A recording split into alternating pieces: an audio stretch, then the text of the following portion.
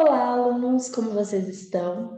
Eu me chamo Arika Dias, sou professora de língua portuguesa e para darmos início a esta aula, eu peço que vocês observem atentamente as imagens que eu vou compartilhar agora com vocês.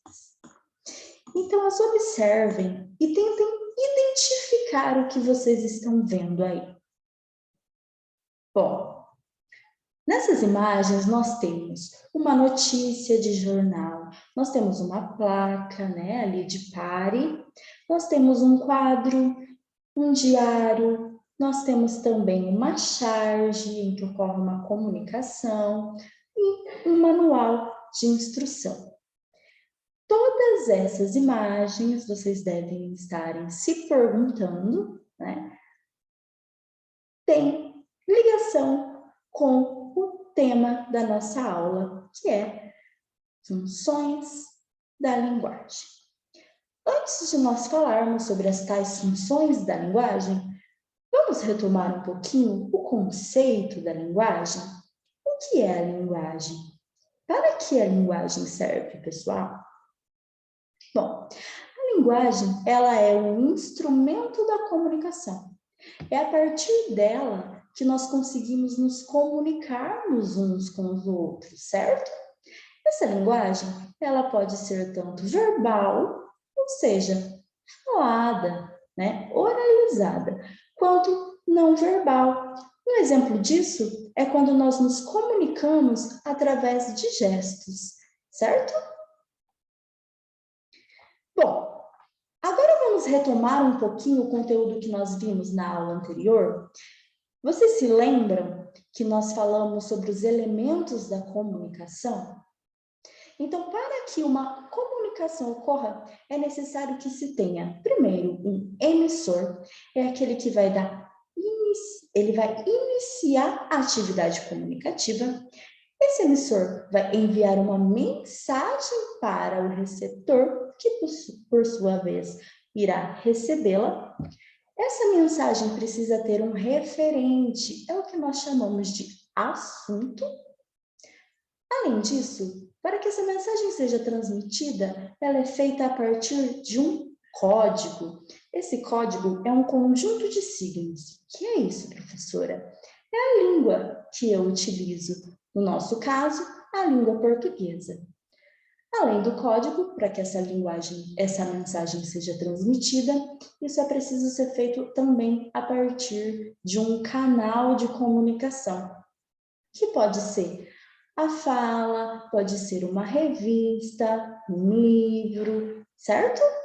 Bom, então, retomados esses conceitos, vou apresentar para vocês agora as funções da linguagem.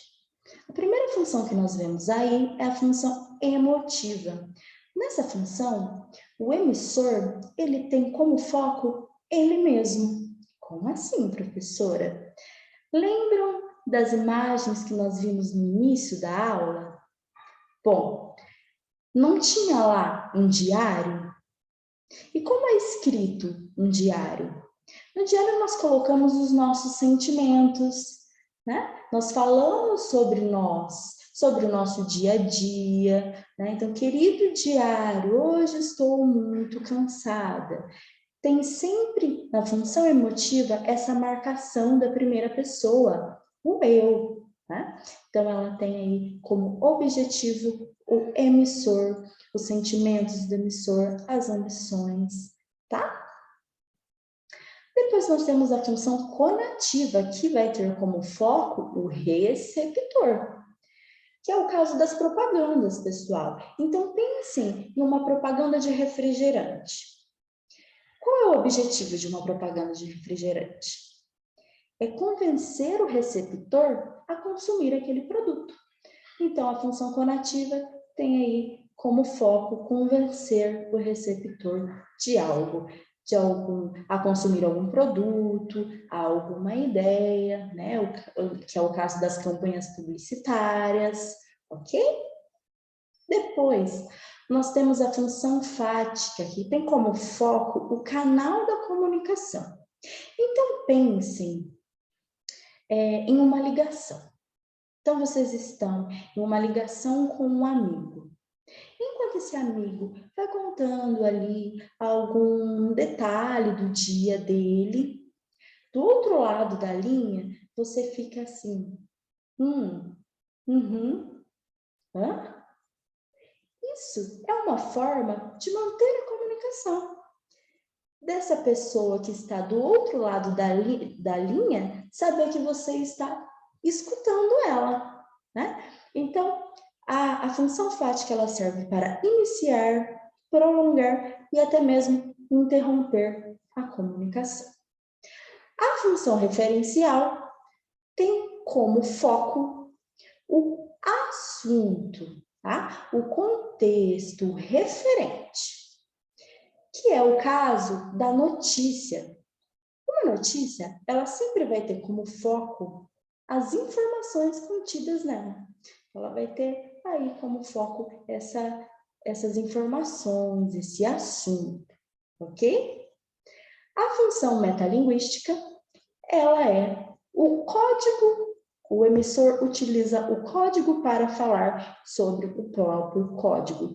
Como assim, professora? Simples. Pense em um dicionário. Nós não utilizamos a língua para falar sobre a língua em um dicionário? Ou então, em um poema que fala sobre um poema. Isso é a função metalinguística, é o que nós chamamos de metalinguagem, um código sendo utilizado para falar de um código. Depois, nós temos a função poética, que tem como foco a forma da mensagem. O foco aí é muito mais como dizer do que o que dizer, que é o caso dos poemas. Nos poemas nós vemos muitas figuras de linguagem, como, por exemplo, a metáfora. Pensem naquele poema bem famoso do Camões, o amor é fogo que arde sem se ver. Né? Então vejam quantas metáforas foram utilizadas aí para falar sobre um sentimento. A função poética, ela vai fugir de expressões habituais, ou seja, do modo como nós falamos no dia a dia, né? Essa mensagem na função poética, ela vai ser mais rebuscada, mais bonita, certo? Então, essas são as funções da linguagem. Agora que nós já sabemos sobre os elementos da comunicação e sobre as funções da linguagem, eu peço que vocês observem essa imagem. Vocês estão vendo aí duas pessoas e acima delas tem nuvens de conversa, né? Nuvens de diálogos vazias. Então, como proposta de atividade, para que vocês reflitam sobre a nossa aula de hoje, eu peço que vocês escolham uma função da linguagem, escolham um emissor, tá? Aquele que vai iniciar a atividade comunicativa, reflitam sobre essa função da linguagem e pensem em uma possível mensagem desse emissor sendo enviada para o receptor. Então, se você escolhe a função fática, qual é o foco da função fática? O que o emissor tem ali como característica na mensagem de uma linguagem fática? Então, reflitam sobre isso, que na próxima aula nós iremos transcrever essas ideias de vocês e criar aí um diálogo entre essas duas pessoas, né? E completar esses elementos da comunicação, certo? Então, mãos à obra.